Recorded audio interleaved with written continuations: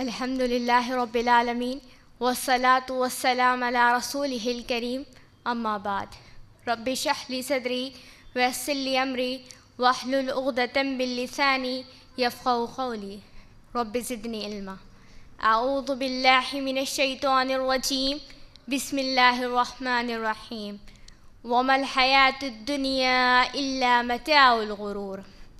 تمام قسم کی تعریف، حمد و ثنا، کبریائی و بڑائی، بادشاہی و شہنشاہی اس اللہ رب العزت کے لیے لائق و زیبا ہے جو تمام جہانوں کا پالنہار ہے۔ درود و سلام نازل ہو تمام انبیاء کرام پر، بالخصوص جناب محمد مصطفیٰ صلی اللہ علیہ وسلم پر، جنہوں نے دعوت و تبلیغ کا پورا حق ادا کیا۔ میری دینی بہنوں، آج کی اس پر رونق محفل میں میرا موضوع کلام ہے دنیا کے لیے کبھی نہ جیو۔ ارشاد باری تعالیٰ ہے وَمَا الْحَيَاةُ الدُّنْيَا إِلَّا مَتَاعُ الْغُرُورِ، اور دنیاوی زندگی محض دھوکے کا سامان ہے۔ پیارے نبی صلی اللہ علیہ وسلم کی حیات طیبہ دنیا والوں کو یہ پیغام دیتی ہے کہ دنیا میں دنیا کے لیے جینا نہیں ہے۔ آپ نے اپنے اقوال سے، اپنے اعمال سے، اپنے معیار زندگی سے یہ پیغام دیا ہے کہ دنیا میں دنیا کے لیے جینا نہیں ہے، دنیا میں آخرت کے لیے جینا ہے۔ جو شخص دنیا میں دنیا کے لیے جیے گا وہ کبھی چین نہیں پائے گا، سکون نہیں پائے گا۔ قارون کے خزانے اس کے پاس جمع ہو جائے، دنیا کی پوری دولت اس کے قدموں میں اکٹھا ہو جائے، اگر وہ دنیا میں دنیا کے لیے جی رہا ہو تو وہ کبھی چین و سکون کی سانس نہیں لے سکتا۔ سکون، چین، اطمینان اسی بندے کو ملے گا جو کہنے کو جھوپڑی میں جیتا ہو لیکن اس کا مقصد حیات آخرت ہے۔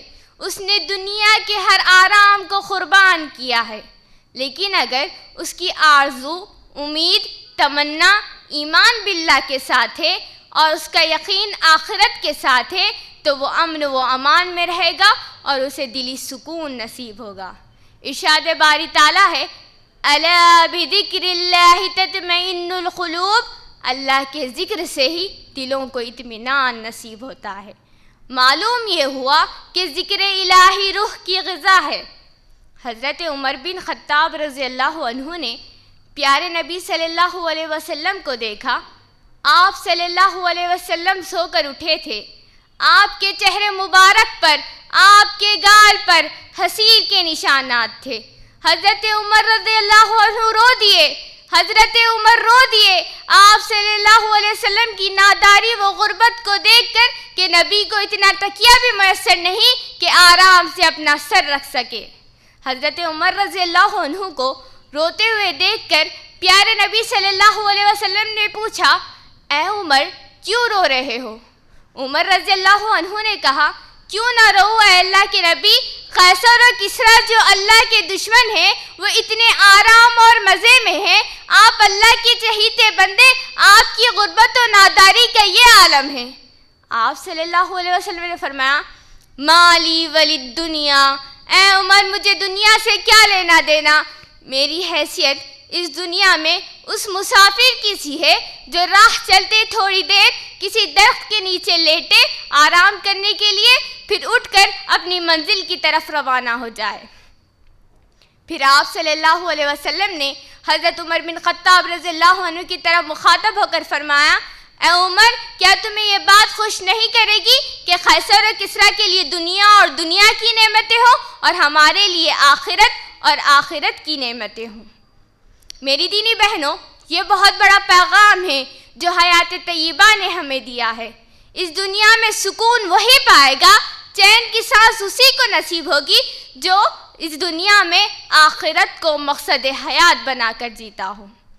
آج دیکھیے اس دنیا میں خودکشی کرنے والے، سب سے زیادہ سوسائڈ کرنے والے کون لوگ ہیں؟ وہ لوگ ہیں جن کے پاس سب سے زیادہ اسباب عیش ہے، جن کے پاس سب سے زیادہ دولت ہے، جن کے پاس سب سے زیادہ بنگلے ہیں، سب سے زیادہ سوسائڈ وہی کرتے ہیں۔ کیوں؟ کیونکہ وہ دنیا میں دنیا کے لیے جی رہے ہیں۔ دنیا میں دنیا کے لیے جینے والا کبھی سکون نہیں پا سکتا۔ الا بذکر اللہ تطمئن القلوب۔ میری دینی بہنوں، دنیا ایک بازار ہے، اور اس بازار میں کوئی جنت کا خریدار ہے تو کچھ جہنم کے خریدار ہے۔ جنت کے خریدار بہت تھوڑے ہیں اور اس بازار میں جہنم کے خریدار بہت زیادہ ہے۔ مجھے معاف کیجیے گا، خواہشات کی غلامی کرنے والے، نفس کے ہر ارمان کو پورا کرنے کی سوچ رکھنے والے، شریعت کو پشے پشت ڈالنے والے، جن کی زندگی میں توحید نہیں، جن کی زندگی میں رسول صلی اللہ علیہ وسلم کے جذبہ نہیں، جن کی زندگی میں اخلاق حسنہ نہیں، جو مسجدوں سے دور، جو نمازوں سے دور، جو اخلاق حسنہ سے دور ہے۔ جنت کے خریدار بہت تھوڑے ہیں، اور جہاں دیکھو وہاں جہنم کے خریدار نظر آ رہے ہیں۔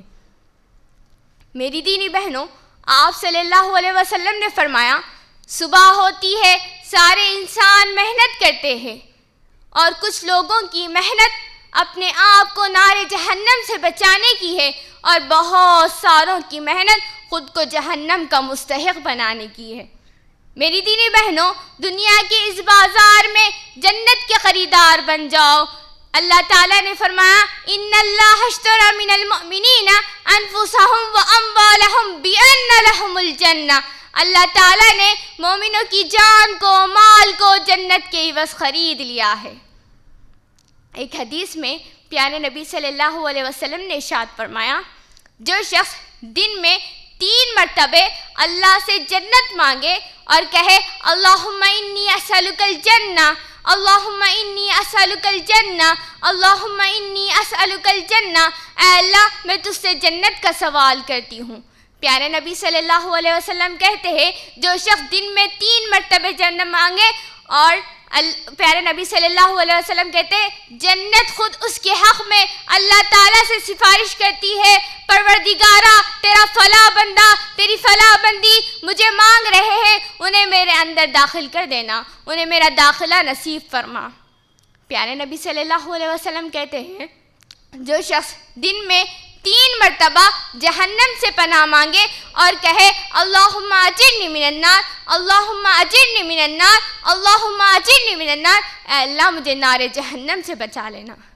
پیارے نبی صلی اللہ علیہ وسلم کہتے ہیں، جو دن میں 3 مرتبہ جہنم سے پناہ مانگے، جہنم خود اس کے حق میں اللہ سے سفارش کرتی ہے، پروردگارا تیرا فلاں بندہ، تیری فلاں بندی مجھ سے پناہ مانگ رہے ہیں، انہیں میرے اندر داخل نہ کرنا، انہیں میری آگ سے بچا لینا۔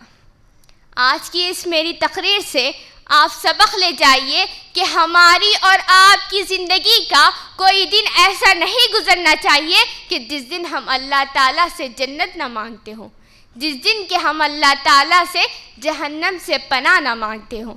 آخر میں اللہ رب العالمین سے دعا ہے کہ وہ ہمیں جنت الفردوس میں اعلیٰ سے اعلیٰ مقام عطا کرے، اور جہنم کی آگ سے بچائے، اور ہمیں سننے سے زیادہ عمل کرنے کی توفیق عطا فرمائے۔